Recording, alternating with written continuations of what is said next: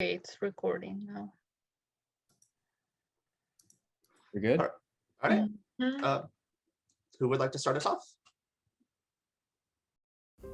Albert Einstein once declared that he didn't teach his students, and that he only attempts to provide the conditions in which they can learn in.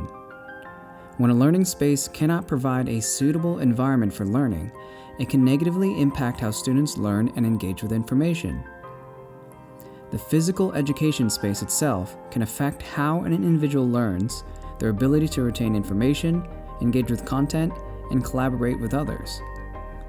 Because of this fact, organizations and institutions over the years have focused their attention on creating physical learning spaces designed to accommodate student needs. These innovative educational spaces are often focused on creating environments well suited for learning. Everything from chairs to buildings, and even entire campuses, can be co-created by those who visit the space and those that design it. However, this only works around a singular model, where individuals co-develop these spaces by moving in and around these areas designed for learning. When students leave these areas, there exists limited control over environmental factors. Further, improvements in technology have made accessing school remotely an option for many individuals. Laptops and other mobile devices have great potential to enhance and transform instruction and have been used efficiently in many college classrooms.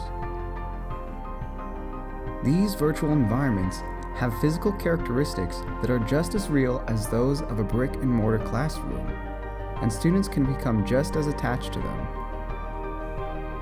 Looking at trends on Google Terms over the past 5 years, the phrase remote learning has received little interest over time.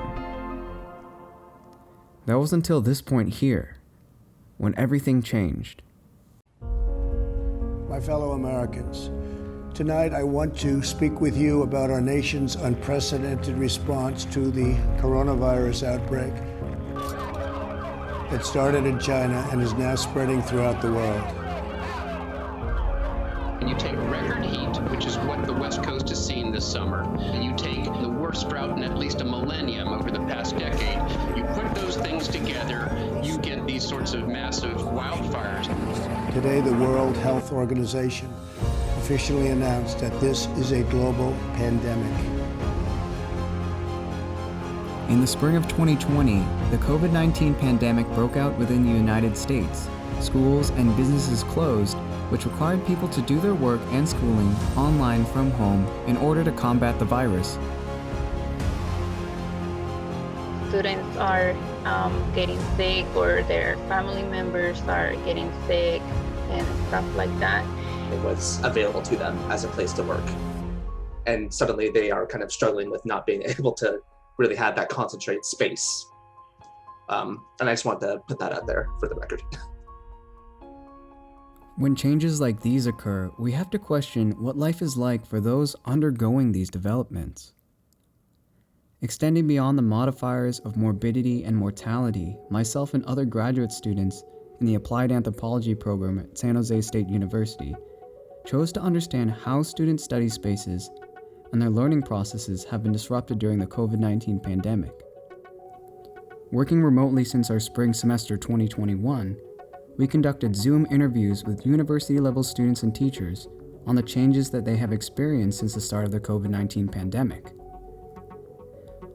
Our questions were framed around the themes of community, information, and spatial resources. Overall, we asked the question, how has access to information changed along these three themes?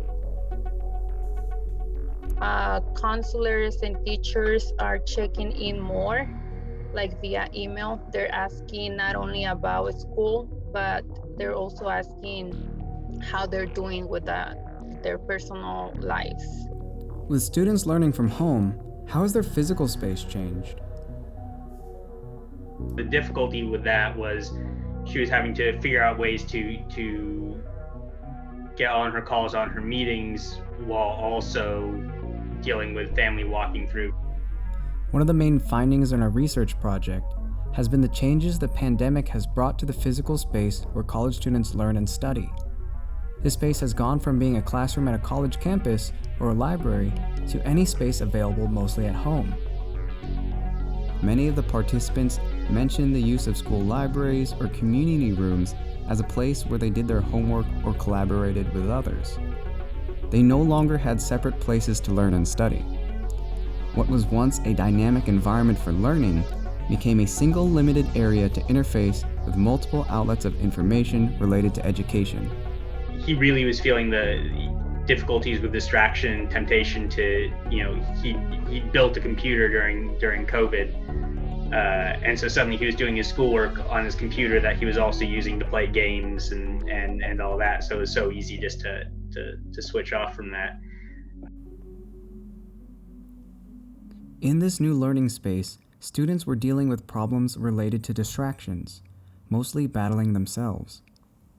He never liked online classes because he wasn't good at managing his time. And he said that when the pandemic hit, he was really worried because he knew he wasn't gonna do good with online school. People spoke about their struggles with keeping focused and on task with regards to school, often saying how the new normal made it difficult to focus on learning and studying. He struggled a lot more with the switch to online schooling because he's someone who kind of did a lot of his work online or in person at the library in stages.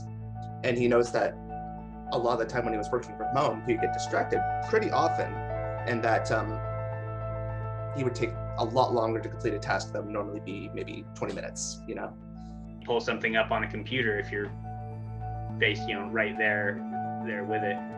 Some of the most common issues had to do with focusing during class, disruptions to their space and internet connection, and distractions during out-of-class studying.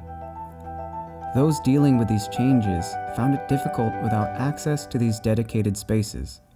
He used to use the library and other things like that to do studying regularly because there was a space to study, but now working at home, so many extra distractions. Along with distractions, students also felt a lack of connection, finding it difficult to form relationships with faculty and other students, brought on by the inability to physically be present on campus. She felt it was harder to collaborate with people due to the pandemic restrictions. Before, she could meet up in person because everyone lived in the same place. And this lack of connection went hand in hand with students' ability to access resources offered by universities.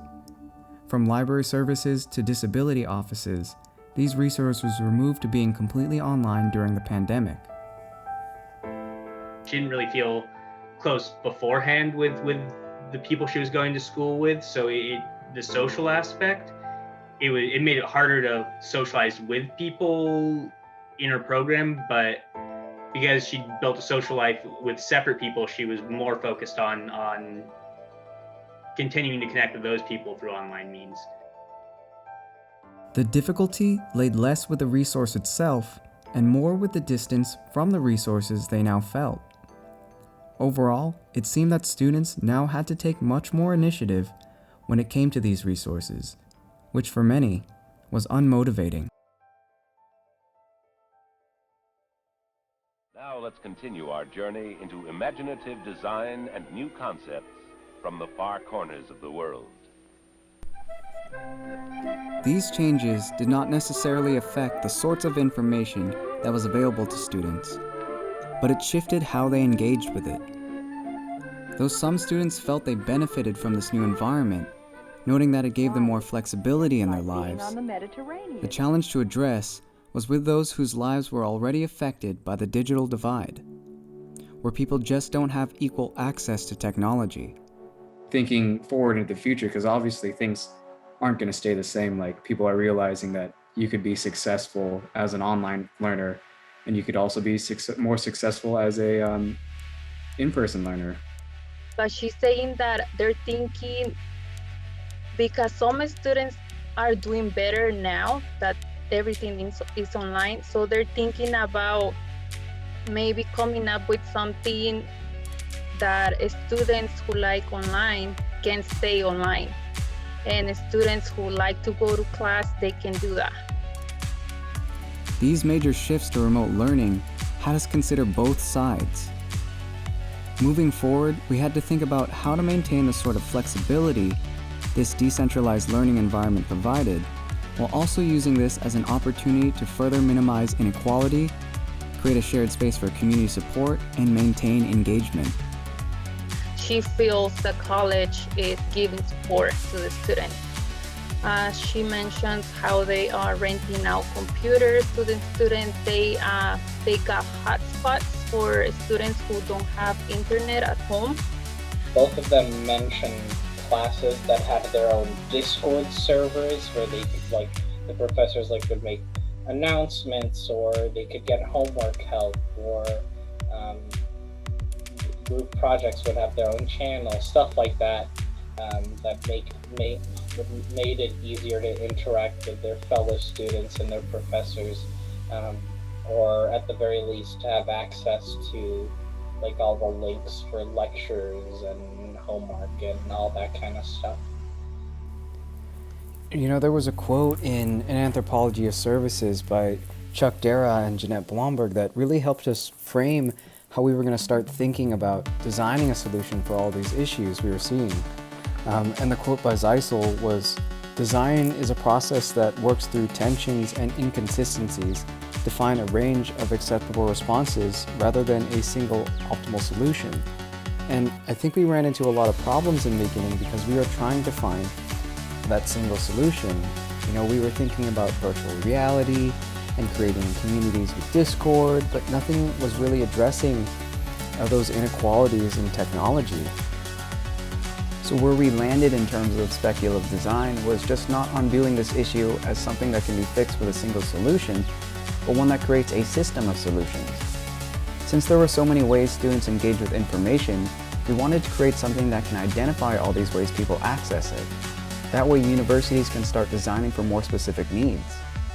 What this showed was there was a real benefit to these sorts of networking tools that could allow individuals to comb through the sort of oversaturation of information out there through personal reflection and essentially create efficient communities of practice when communities are so dispersed and separated. A tool like this can help students find their communities, and universities can apply these sorts of tools to help foster these relationships, whether they are online or in person.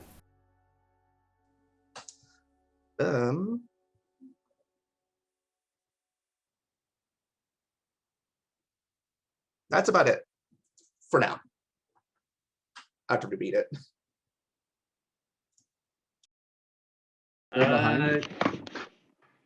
Panasonic. Oh, Panasonic. Yeah. Nice. Okay, it's recording now. We're good? All right. Mhm. Who would like to start us off? Let me actually pull up my transcripts. I'm trying to find them.